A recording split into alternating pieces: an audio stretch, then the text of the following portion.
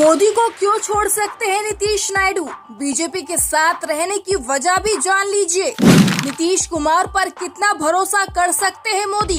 बढ़िया ऑफर मिला तो क्या करेंगे नीतीश? चंद्रबाबू नायडू और नीतीश को किस बात पर राजी करेंगे मोदी? इस वीडियो में जानिए पूरा समीकरण। दुनिया के सबसे बड़े लोकतंत्र के चुनाव के नतीजे आ चुके हैं। भारतीय जनता पार्टी बहुमत से दूर रही, लेकिन एनडीए 292 सीटों पर जीत हासिल करने में कामयाब हो गई, जबकि इंडिया गठबंधन ने 234 सीटों पर जीत दर्ज की है। चुनावी नतीजों में एनडीए की सरकार बनती दिख रही है। पीएम नरेंद्र मोदी के नेतृत्व में भाजपा ने 2014 और 2019 में दोनों में आसानी से बहुमत हासिल कर लिया था, लेकिन एक दशक में पहली बार है जब बीजेपी ने बहुमत का आंकड़ा पार नहीं किया।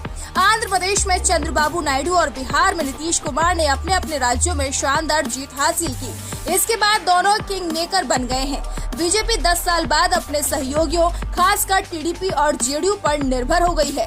तो चलिए आपको बताते हैं कि नीतीश कुमार और चंद्रबाबू नायडू के अलावा बीजेपी के अन्य सहयोगी क्यों एनडीए छोड़ सकते हैं और उनके साथ बने रहने की क्या है वजह। तेलुगु देशम पार्टी यानी कि टीडीपी साल 1996 में पहली बार एनडीए में शामिल हुई थी। उस समय चंद्रबाबू नायडू एक युवा नेता थे, जिन्हें आईटी गवर्नेंस में लीडर के रूप में जाना जाता था। हालांकि उन्होंने साल 2018 में एनडीए का साथ छोड़ दिया और उनकी पार्टी को बहुत नुकसान उठाना पड़ा। 2018 में तेलंगाना विधानसभा चुनाव में टीडीपी सिर्फ 2 सीटों पर सिमट गई और 2019 में आंध्र प्रदेश में हुए विधानसभा चुनाव में भी उसे सिर्फ 23 सीटें ही मिली थी। इस साल फरवरी में टीडीपी एक बार फिर एनडीए में शामिल हो गई और इसका फायदा पार्टी को हुआ। चंद्रबाबू नायडू की पार्टी ने आंध्र प्रदेश विधानसभा की 175 सीटों में से 135 सीटों पर जीत हासिल की है, जबकि लोकसभा की 16 सीटों पर उसने कब्जा किया। इसके बाद नायडू लगभग 2 दशकों में पहली बार किंग मेकर की भूमिका निभाने के लिए तैयार है। रिपोर्ट्स के अनुसार इस बीच इंडिया गठबंधन ने नेताओं द्वारा चंद्रबाबू नायडू को लगातार कॉल किए जाने की खबरें आ रही हैं। ऐसे में गठबंधन को लेकर बात बनती है तो नायडू कई प्रमुख मंत्रालयों की मांग कर सकते हैं, लेकिन उनके एनडीए में बने रहने की भी 2 बड़ी वजह हैं। पहली वजह आंध्र प्रदेश के विभाजन और वाईएसआर रेड्डी के निधन के बाद पार्टी टूटने से कांग्रेस अभी तक आंध्र प्रदेश में अपनी खोई हुई लोकप्रियता हासिल नहीं कर पाई है।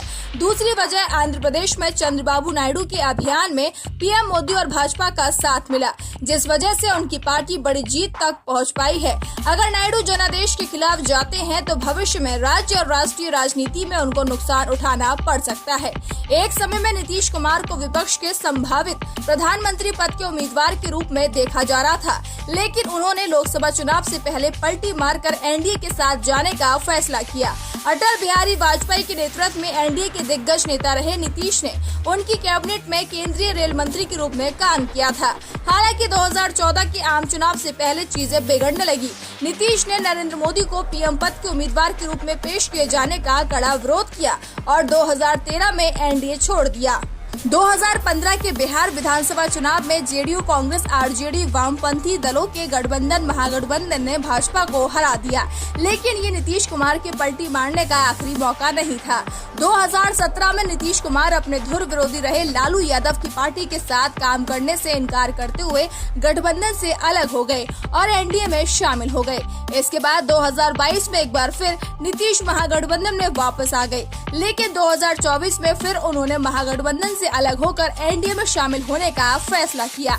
इसके बाद इस बात की चर्चा थी कि पलटी मारने की प्रवृत्ति की वजह से नीतीश कुमार ने जनता के बीच विश्वसनीयता खो दी है, लेकिन 2024 के लोकसभा चुनाव में 12 सीटों पर जीत हासिल कर वो एक बार फिर किंग मेकर की भूमिका में आ गए हैं। अब बीजेपी को सरकार बनाने के लिए एनडीए की तीसरी सबसे बड़ी पार्टी जेडीयू की जरूरत होगी, लेकिन नीतीश कुमार के रिकॉर्ड को देखते हुए उनके समर्थन से केंद्र में स्थिरता आने की संभावना कम है, क्योंकि वो कभी भी इंडिया गठबंधन से बेहतर डील मिलने की स्थिति में पलटी मार सकते हैं। हालांकि अगर वो एनडीए छोड़ते हैं तो उनकी लोकप्रियता को भी नुकसान हो सकता है। Bureau report, VR news.